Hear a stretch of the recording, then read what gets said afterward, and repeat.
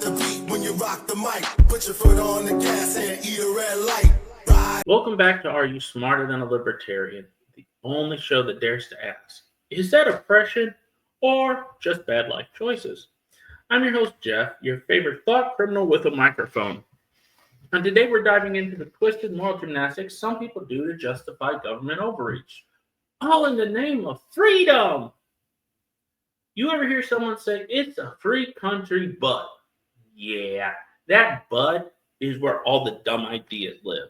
Like, sure, it's a free country, but if someone needs a job really bad and takes one at minimum wage, it's not really freedom, it's exploitation. Oh, so now freedom has a minimum entry requirement? Like a nightclub? I'm sorry, sir. You can't enter the free market. You're not on the list. Come back when you've got $10K in savings and a therapist on retainer. Now let's set the scene. And most of us can relate to this. A guy's down on his luck, divorced, broke, no savings, owes alimony, child support, and probably Netflix. And along comes a job, mopping floors at a giant company for minimum wage. Now, if you're a rational human being, or, I don't know, an Austrian economist, you say, hey, he chose that job voluntarily. It beats starving. But if you're a social justice economist, you know, the kind that uses a feelings-based calculator, you scream, exploitation. Oh no, the evil janitorial overlords are enslaving him with a paycheck. You can't make this shit up. Because nothing screams slavery like direct deposit. According to these economic hall monitors, the guy didn't really choose the job. No, he was forced by his circumstances. Apparently, if you're poor enough, the laws of supply and demand get replaced by the laws of pity and make-believe. He didn't want to mop floors, he had to. That's coercion. By that logic, I didn't choose to pay my taxes. I was economically waterboarded. But when I say that, suddenly it's not valid. Now let's ask the big question.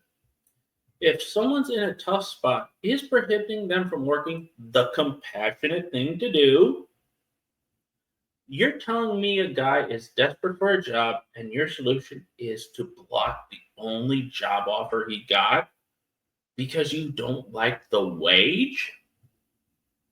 How noble. Truly Robin Hood levels of heroism. Except, instead of robbing the rich, you're just screwing the poor out of an opportunity. But don't worry, peasants. I've saved you from that demeaning paycheck. Now, go and starve with dignity in the world. Let's talk about this mythical idea that all parties in a deal should start from an equal place before a transaction can be legitimate. Sounds nice, right? Very Instagram infographic, but here's the problem. What is the correct amount of starting resources? Is it $5,000, $50,000, a unicorn, and a Starbucks franchise? And who decides that number? The equity fairy? Yeah, the equity fairy is not a real thing, like Santa Claus and the Easter Bunny. Oh, and who's paying for it? You are, through higher taxes, inflation, or maybe just a strongly worded apology to Karl Marx. And here's the kicker. If companies are forced to pay people more than they're worth, they don't go broke out of compassion. They just stop hiring poor people. Isn't that such a benevolent policy? Boom! Now your benevolent policy created even more unemployment. Wow, social justice strikes again. Unintended consequences? I never heard of them. Look, not every job is glamorous, and yeah, some people are in desperate situations, but freedom doesn't mean life comes with a trust fund and a concierge, unless you're an ivory tower liberal. It means you're free to make your own choices, even when those choices suck, because the alternative is someone else making those choices for you, and they'll probably still suck. But now you've got no say in the matter. You know who had no choices? Actual slaves. People locked in chains, whipped, sold, and worked to death. So let's not insult them by comparing it to a guy cleaning bathrooms for $15 an hour while listening to Joe Rogan on AirPods. Now let's wrap this all up. In the end, this whole "he had no choice" argument is a Trojan horse. It sounds empathetic, but it's just a sneaky way of justifying coercion, redistribution, and centralized planning.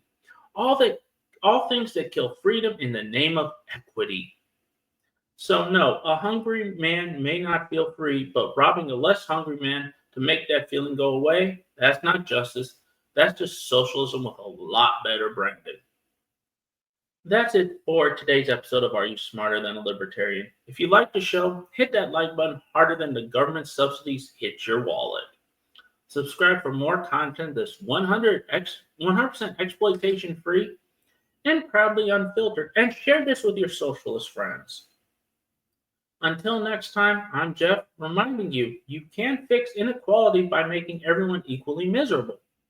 New videos drop every day. Until next time, stay free, stay informed, and stay accountable.